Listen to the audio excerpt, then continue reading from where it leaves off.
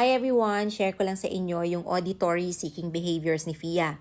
Mga signs ng auditory seeking behaviors niya is yung lagi niyang dinidikit sa tenga yung cellphone and laging tinatap or pinapalo yung mga bagay sa paligid niya to hear the tapping sound. Usually sa unan, sa table, or sa walls dahil gusto niyang marinig to.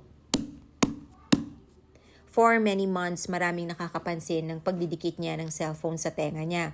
We tried other auditory activities to address yung seeking behavior but until now, ginagawa pa rin niya. That's why we are trying headphones and so far, mukhang nakakakuha naman siya ng sensory satisfaction.